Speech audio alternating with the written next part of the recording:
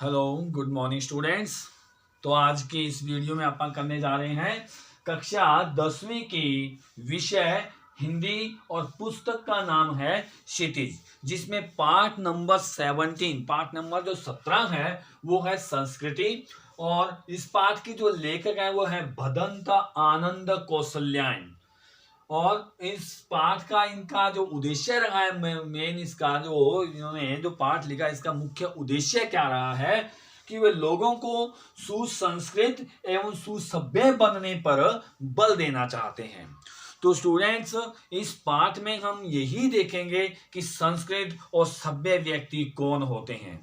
तो संस्कृत पाठ जो उन्होंने लिखा है वो इसीलिए ही लिखा है कि लोग जो अपने जाति धर्म के नाम पर जो बटे हुए हैं उनको उनके अंदर संस्कृति की भावना को जगाना, उनको सुसभ्य बनाना। तो सबसे पहले देखिए भदंत आनंद कौशल्यायन का थोड़ा सा जीवन परिचय के ऊपर हम प्रकाश डाल देते हैं कि भदंत आनंद कौशल्यायन एक सुप्रसिद्ध बौद्ध भिक्षु एवं हिंदी के महान प्रचारक थे।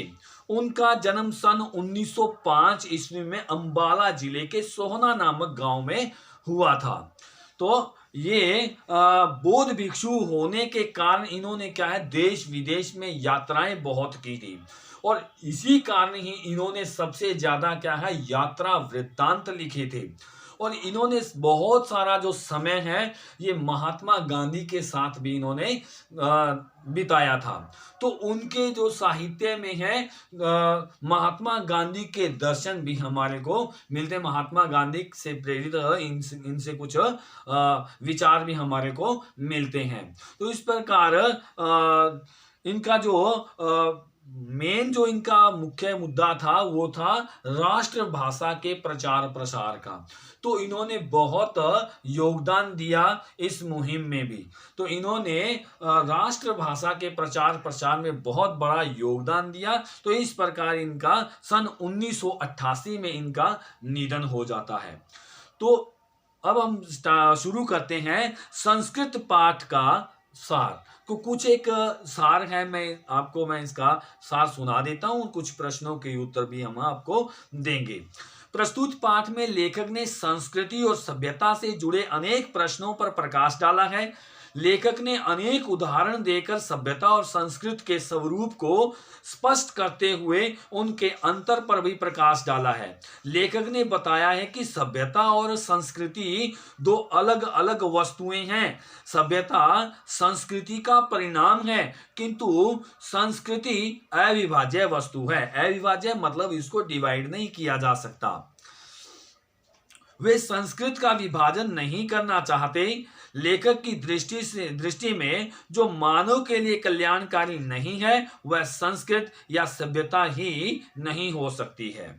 लेखक ने सभ्यता और संस्कृति के स्वरूप को समझने के लिए उदाहरण देते हुए कहा है कि आग का आविष्कार और सुई धागे का आविष्कार मनुष्य की खोजने की शक्ति या प्रवृत्ति का परिणाम है। इसे ही लेखक ने संस्कृति बताया है। मतलब इतना पढ़ने के बाद हमारे को पता ये चलता है कि जो भी कोई नई खोज करता है वो मनुष्य क्या है, संस्कृत है। और उसी के अनुरूप आगे हम देखिए, उसी के अनुरूप उसी जैसे सुई धागे का और आग का आविष्कार किसी ने कर दिया और इसी आग और इसी सुई धागे से ही वो आगे अपना काम चलाते रहे, वो क्या है, वो सुसभ्य कहलाते हैं। आगे है, कहते हैं कि दूसरे शब्दों में प्रवृत्ति या प्रेरणा को संस्कृत और आविष्कृत वस्तु को सभ्यता कहते हैं। जिस मनुष्य में प्रवृत्ति जितनी अधिक होगी वह उतना ही अच्छा आविष्कारक होगा और उतना ही अधिक संस्कृत भी होगा।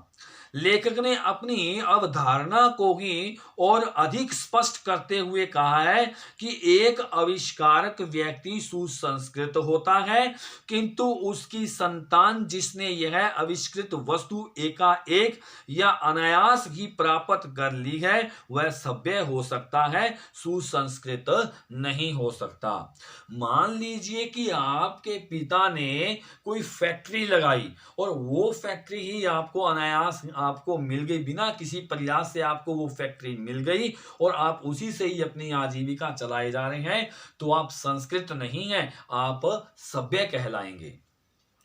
इस दृष्टि से न्यूटन एक संस्कृत था, किंतु आज उसके सिद्धांत व अन्य ज्ञान रखने वाले संस्कृत नहीं अपितु सभ्य कहलाएंगे।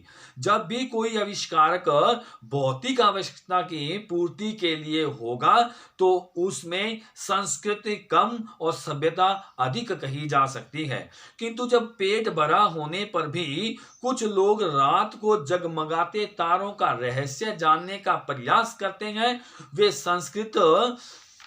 संस्कृत के जनक हैं। और पेट भरने और तन ढकने के भौतिक कारणों की प्रेरणा वाला व्यक्ति संस्कृत का जनक नहीं है, क्योंकि वो पहले से ही रेडी है। भौतिक कारणों की अपेक्षा अंदर की भावना से प्रभावित होकर जो ज्ञान पैदा करता है वह सच्चा संस्कृत का आविष्कारक कहलाएगा। भौतिक प्रेरणा और ज्ञान प्राप्ति के इच्छा, ये दोनों ही मानव संस्कृत के जनक हैं। भौतिक प्रेरणा और ज्ञान प्राप्ति, यदि आप नॉलेज की और इच्छा रखते हैं और यदि आप अपनी भौतिक जितनी भी प्रेरणाएं उसको और आगे बढ़ाना चाहते हैं और कुछ प्रेरणाएं लेना चाहते हैं, तो जरूर आप संस्कृत कहलाएंगे। क्यों? क्योंकि आप नए आविष्कार की तरफ अग्रसर होंगे।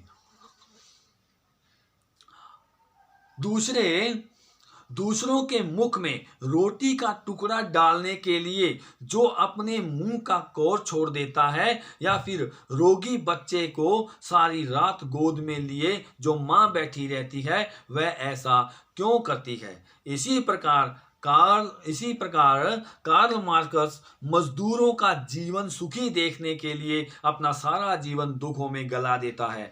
इसी प्रकार सिद्धार्थ ने अपना घर बार इसलिए त्याग दिया था ताकि तृष्णा के वशीभूत लड़ती कटती मानवता सुख से रह सके।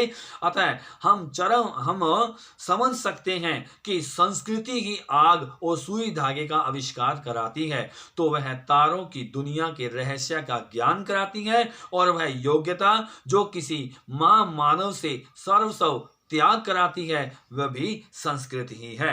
सभ्यता क्या है? वह संस्कृतियों का परिणाम है। खान पान, रहन सहन, ओढ़ने पहनने और कटने मरने के तरीके भी सभ्यता के अंतर्गत आते हैं। मानव की जो योग्यता मानव विनाश का कारण बनती है, वही संस्कृति है। उससे पैदा हुए हथियार आदि भी असभ्यता के सूचक हैं।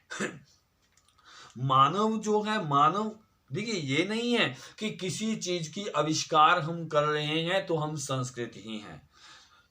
ये नहीं है कि किसी ने तलवार का आविष्कार कर दिया तो उसे हम क्या है, संस्कृत नहीं कह सकते हैं, उसे असभ्य ही कहेंगे, क्योंकि उसने विनाशकारी हथियार का आविष्कार किया है।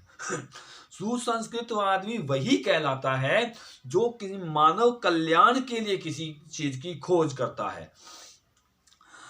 संस्कृत के नाम पर जिस कूड़े करकट के ढेर का ज्ञान होता है वह संस्कृति नहीं हो सकता। हर क्षण बदलने वाली इस दुनिया की किसी भी चीज को पकड़कर नहीं बैठा जा सकता। लेखक का मत है कि मानव संस्कृत या नए तथ्यों की रक्षा के लिए दलबंदियों की आवश्यकता नहीं है। मानव संस्कृति अविभाज्य है, उसमें कल्याणकारी अंश श्रेष्ठ ही नहीं स्थायी भी है। तो स्टूडेंट्स, इस प्रकार हमारा ये 17वां लेसन संस्कृति भी कंप्लीट हुआ। तो इसमें यदि आपको किसी भी प्रश्न की या किसी भी कोई आपको पहरा या कोई भी चीज़ आपको समझ नहीं आ रही है तो आप मेरे से बात कीजिएगा। धन्यवाद।